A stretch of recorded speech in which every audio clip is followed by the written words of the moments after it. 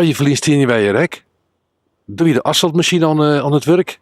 Het asfalt is fort. We hebben een goede ondernemer, Pijnakker, die had bremwei eruit halen, boskwei, heidewei. De hele boskwei eigenlijk asfalt. En daar is gekozen voor klinkers met een mooie kleurtjes erin. En dit liep het volle mooier.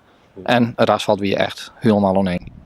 De parkeervakken hier op de bremwei, ben er helemaal op na ingekomen. Ja. Echt duidelijk onjong met parkeervakken om met witte stenen en zwart. Dus dat is net alleen nog, er ben klinkers ingekomen, maar ik alle trottoirs ben vanuit. Ben daarna ingekomen. Aantal greenstroken ben heel mooi op mee inscheren. En daar ben BM ingekomen. En op een aantal plakken ben beukenhaagjes komen. Wie een noodzakelijke opknapper en het is ook heel mooi opknapt. Dus daar ben we wel tegenblijd mee. Ja, al met al eigenlijk een dik hier dat er op plakken wel les van is. Net alles zit er niet in keer uithellen, maar het is wel in gedeelten gebeurd. Het zit in 3 fasen in. En dat is wel goed in de oorlogsgang dat de meesten wisten wat zo'n tab winnen. Er zijn 2 wijversmeldingen gekomen. Een mooi ding is het wapen van ons dorp. Dat is op de hoeken Bosdwarswei en de Boskwijk. Ja, dit is de laatste beplanting. Het stier er al even. Ja, dat gaat wel zien en dus ze het mooi op het alle jaar weer herplanten. Ja. En dan kan het 2 jaar maar uitrennen. Er wie altijd al een hoekje. Ja, werd een bankje stieren en werd ik wat BM'ken stieren. En daar is een mooie hele cirkel in straat en daar is het wapen in kan. Ja, in principe had iedereen die lid is van plaatselijk belang, die had zijn vlag gekregen.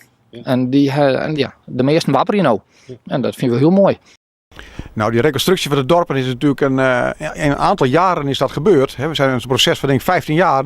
En zo langzamerhand krijgen we natuurlijk ook weer dat het dorp waarmee het eerste zijn begonnen 15 jaar geleden, is ook bijna weer aan de beurt. Dus klaar zijn we nooit als gemeente. En bovendien, we hebben ook een behoorlijke uitdaging nog in de wegen in ons buitengebied. Ja, hard rijden in het dorp, dat is niet alleen Zwagerbos, maar dat is denk ik in alle dorpen van onze gemeente. We proberen natuurlijk de kruispunten allemaal zo veilig mogelijk te maken. Dat hebben we een verhoging, een kleurtje. Het is nooit afdoende, want je kan niet overal drempels neerleggen. Het heeft ook alles te maken met gedrag en gedragsverandering van mensen. Maar het is een lastige, dat is gewoon inderdaad zo. De reconstructie kostte €634.000. Dat heeft al zelf betellen? Ja, dat is inderdaad allemaal geld van de gemeente Kolmeland. En wegenonderhoud is gewoon een enorme kostuitgave.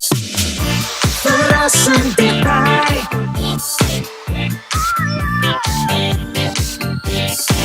RTV NOS.